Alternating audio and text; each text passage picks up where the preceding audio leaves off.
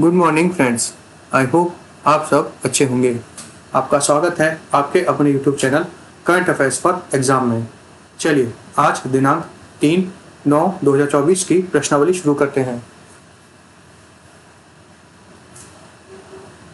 भारत ने हाल ही में विद्युत उत्पादन पर नए समझौते के साथ ऊर्जा संबंधों को मजबूत करने के लिए निम्नलिखित में से के साथ समझौते पर हस्ताक्षर किए हैं।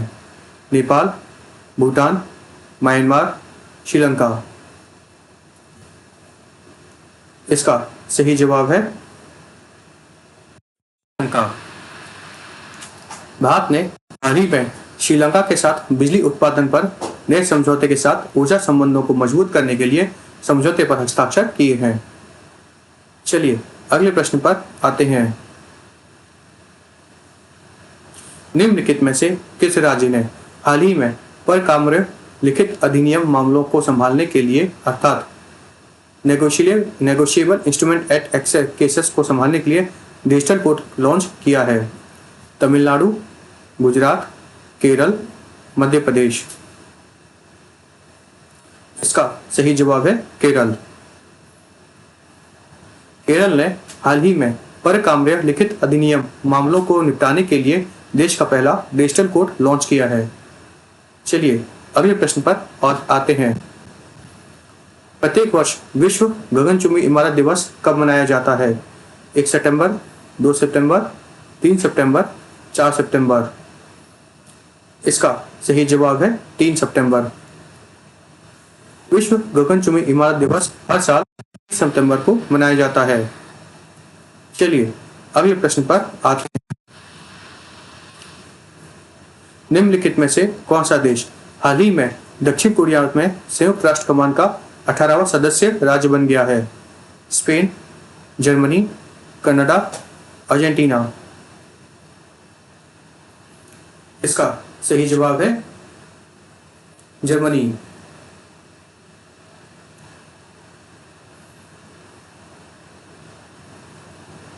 जर्मनी हाल ही में दक्षिण कोरिया में संयुक्त राष्ट्र कमान का 18वां सदस्य राज्य बन गया है।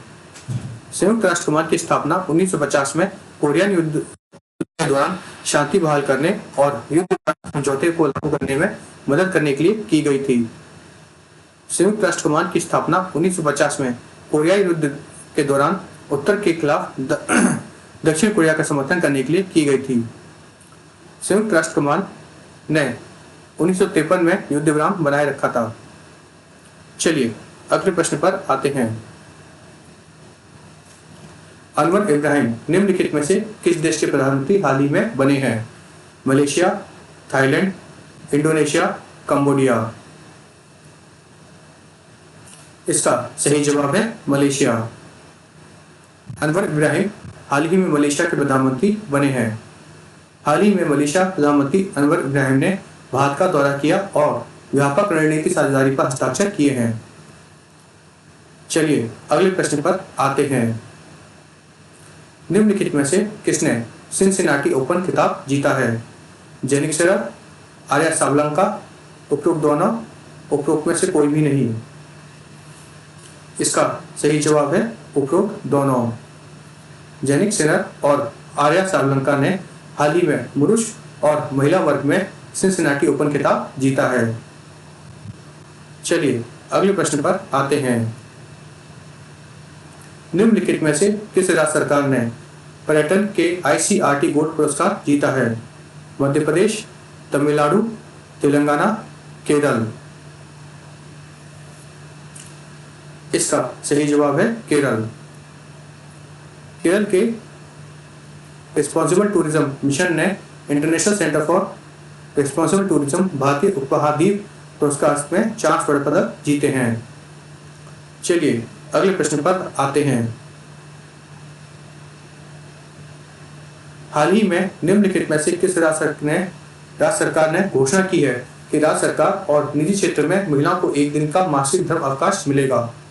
उड़ीसा, गुजरात, राजस्थान, महाराष्ट्र।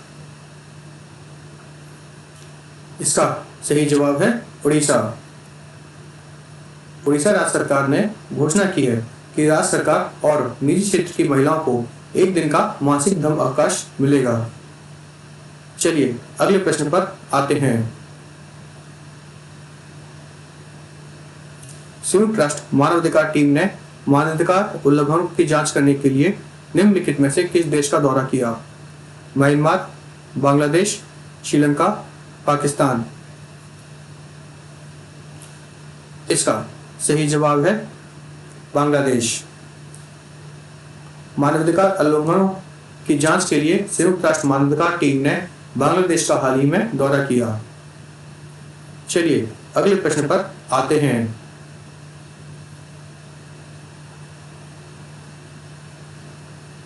भारतीय नौसेना ने स्वदेशी और समुद्र इंजीनियरिंग क्षमताओं को मजबूत करने के लिए निम्नलिखित में से किस कंपनी के साथ समझौते पर हस्ताक्षर किए हैं?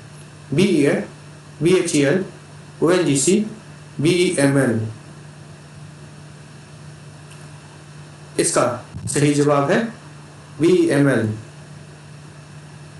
भारतीय नौसेना ने स्वदेशी समुद्री इंजीनियरिंग क्षमताओं को मजबूत करने के लिए भारत अर्थ मूवर लिमिटेड के साथ समझौते पर हस्ताक्षर किए हैं। यह समझौता महत्वपूर्ण समुद्री उपकरणों और प्रणालियों के स्वदेशी डिजाइन, विकास, निर्माण, परीक्षण और उत्पादन समर्थन के लिए सहयोग बढ़ाएगा। फ्रेंड्स, आज का सेशन यहीं समाप्त होता है।